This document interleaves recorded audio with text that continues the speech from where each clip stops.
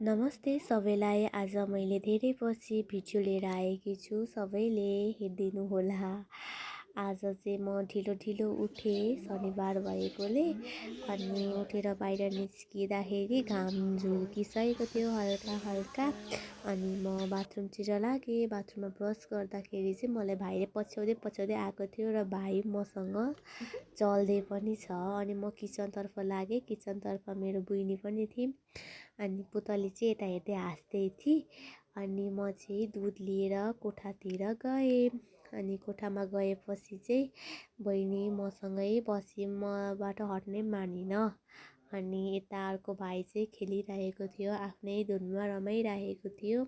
अनि म बिहान खाजा केही नखाने कारणमा सब्जी छिटै बनाउँदै थिएँ। खाना पनि पाकिसकेको थियो अलरेडी। अनि मैले चाहिँ हल्का फेस प्याक बनाएर लगाएँ। अनि यता हाम्रो बहिनी चाहिँ मोबाइल हेरिरहेको थिएँ। मैले कराएँ र पनि त्यसले मलाई टेरिन, उल्टै मलाई नै कुटी झन्डै होइन। अनि यहाँ मुन्टा पनि पाकिसक्यो हाम्रो। अनि यहाँ पुतली चाहिँ सुतिरहेको छ। अनि हाम्रो दिदीले खाना खाइसकेखेरि चाहिँ म चाहिँ बाँकी थिएँ। अनि दिदीले चाहिँ भाँडा पनि मस्काउँदै रहेछ।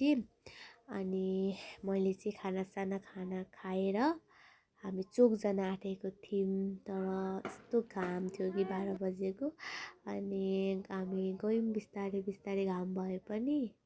अनि हामी चोक पुगेर मैले यो लिएँ एउटा। अनि मेरो त्यही लिएर हामी फेरि फर्क्यौँ घरतिर। अनि आज चाहिँ म बेलबारीबाट धरान जाँदैछु।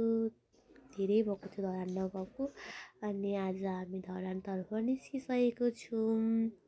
दिदी पनि गएकी छे, नानी पनि आएकी छे। अनि हामी बस पार्कमा पुग्यौँ र बसलाई पर्खिँदा पर्खिँदा भोक लागेर एउटा मकै पनि किनेँ। अनि एउटा मकै आधी आधी नानी र मैले खायौँ। अनि बस पर्ख्यौँ, बस पनि अझै आएन। चिसो चिसो मौसम थियो, दिउँसो घाम लागे पनि हावा त्यस्तै चलिरहेको थियो।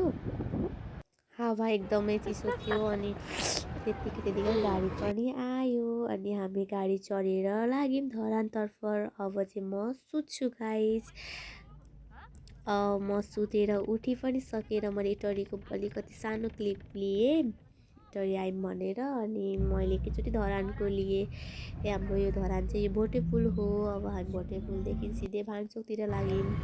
यो हाम्रो क्लक टावर हो, धरान बजार। कति रमाइलो छ है। अनि हामी धरान बजार आइसकेको छौँ।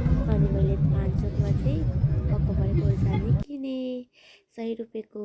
अनि हामी लाग्यौँ घरतर्फ र यो हाम्रो बुद्ध चोक रहेको छ। अनि अर्को रहेको छ हाम्रो यो रत्न चोक। त्यसपछि हामी जाँदैछौँ रत्न चोकबाट बिस्तारै बिस्तारै गयौँ।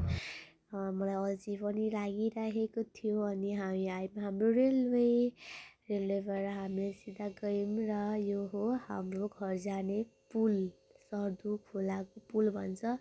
हेर्नुहोस् मौसम चिसो चिसो थियो, पानी पर्न लागिसकेको थियो। यतिखेर चाहिँ लगभग 4 बजिसकेको थियो। मौसम हेर्नुहोस् कस्तो भएको छ धरान सत्र पटनालीको।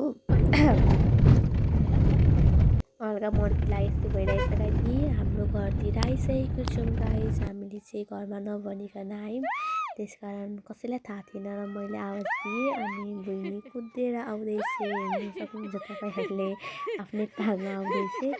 अनि यता हुन्छ दिदी फुपू आन्टीहरू र उहाँहरू पनि धेरै खुसी भयो हामी एक्कासी आएकोले। म घर जाँदैछु, घर पनि पुगिसकेँ। By by guys.